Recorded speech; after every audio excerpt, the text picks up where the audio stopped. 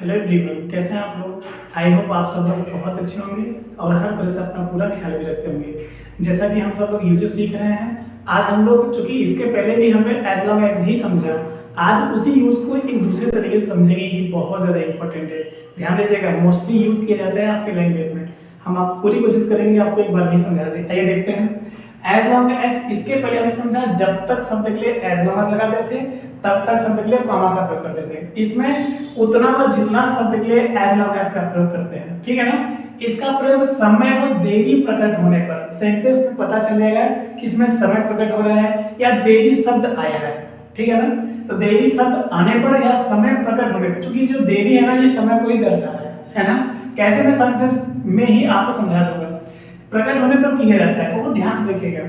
क्या तुम एग्जाम्पल के बाद देखिएगा, क्या तुम उतनी देर मेरा यहाँ इंतजार कर सकते हो जितनी देर मैं कक्षा में पढ़ूंगा, या जितनी देर मैं खेलूंगा, जितनी देर मैं खेलता हूँ। चलिए, क्या तुम उतनी देर मेरा इंतजार कर सकते हो। अब देखिए उतनी के बाद क्या है, देर शब्द है ना।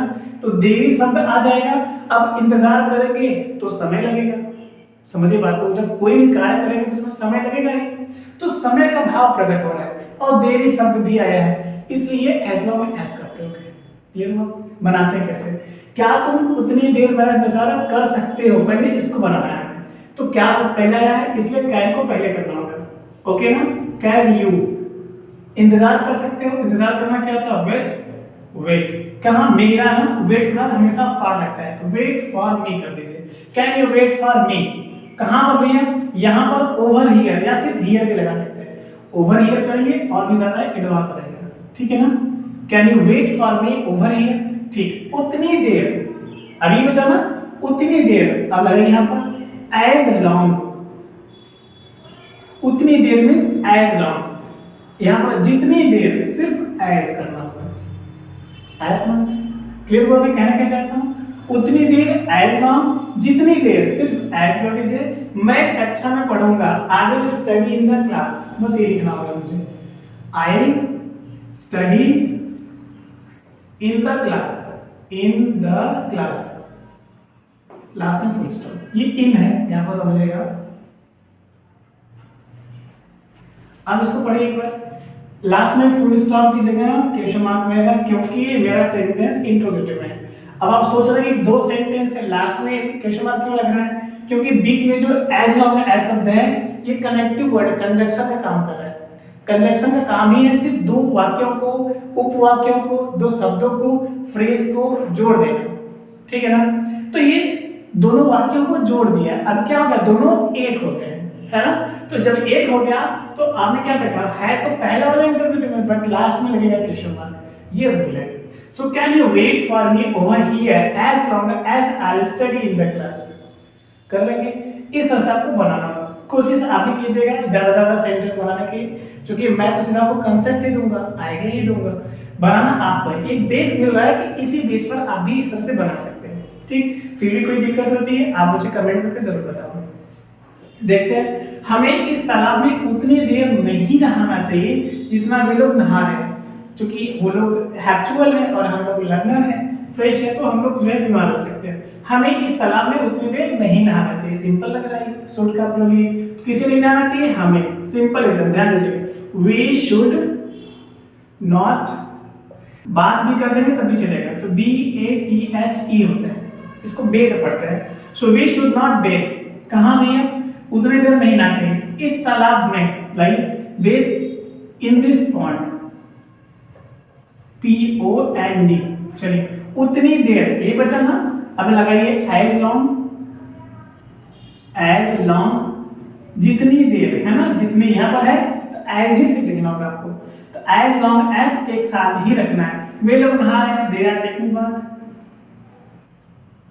As long as they are bathing. Okay, simple है, कितना ज्यादा आसान है। देखिए, तो आपने क्या की, वी शुड नॉट बाथ या bathe in this pond as long as they are bathing. Taking bath भी हो सकता है, ठीक। तो अब हमें करना क्या था, हमें सबसे पहले पहला सेंटेंस हमने बनाई, उसके बाद बीच में एज लॉन्ग एज लगा दिया, उसके बाद दूसरा सेंटेंस लिख देना, है कितना ज्यादा, क्योंकि कंजक्शन है तो बीच में लगेगा, है ना। समझ पा रहे हैं मेरी बात किस तरह से? देखिए हर सेंटेंस आप बिल्कुल अलग तरीके से बनाएं। मेरा कोशिश रहेगा कि मैं सब में कुछ नया दे सकूं।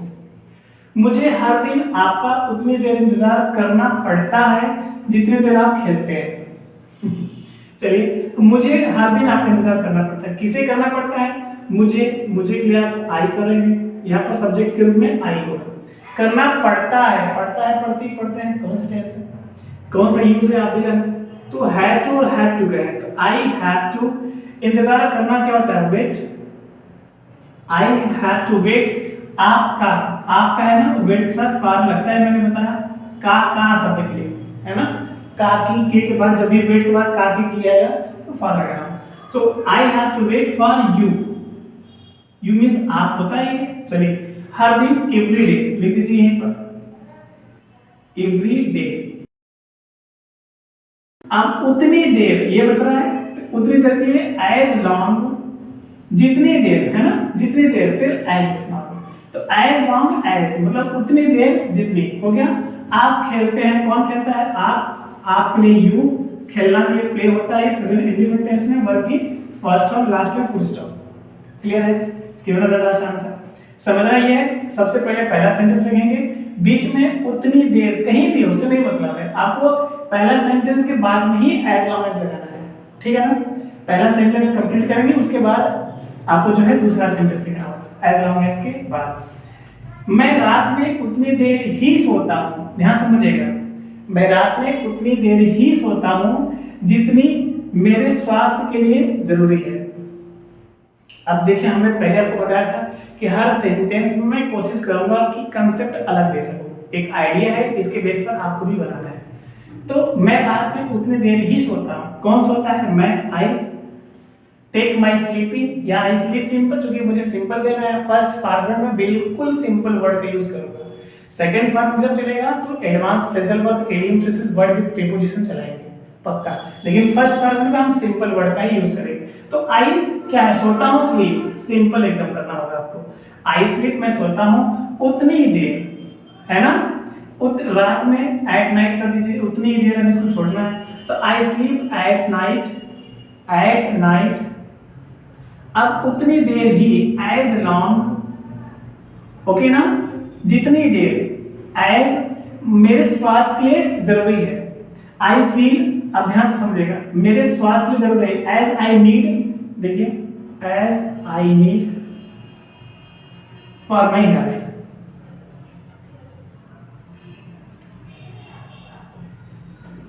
देखिए, समझिए बात को पहले आप। I sleep at night as long as I need for my health. ठीक, तो कंसेप्ट मुझे बस इतना ही देना था। सबसे पहले आपको पहला सेंटेंस बनाना है, बीच में उतनी देर व जितने के लिए एज लॉन्ग एज लगा देंगे, फिर दूसरा सेंटेंस जो कहते हैं आपको उतार देना होगा, ठीक है। तो यहाँ पर मैंने आई से लिया, मेरे स्वास्थ्य के लिए जरूरी है, अर्थात जितना मुझे मेरे स्वास्थ्य के लिए जरूरत है, मतलब तो एक ही है इसका। तो आपको अपने मन से सब्जेक्ट के रूप में आई लेना पड़ा वहां पर, ठीक है। एक और भी है लास्ट, इसे भी देखते हैं, बहुत ध्यान से आप अच्छे से नोट भी कीजिएगा। उम्मीद है कि आप पूरे ध्यान से देख रहे हैं, समझ भी पा रहे हैं, ठीक है। फिर भी कोई दिक्कत है प्लीज मुझे जरूर बताइएगा। तुम पार्क में उतनी देर क्यों टहलते हो जितनी देर मैं यहाँ खेलती हूँ। है ना, इस तरह से कभी आप सुने होंगे, ऐसे सेंटेंस आपके सामने कभी किसी तरह से आए होंगे।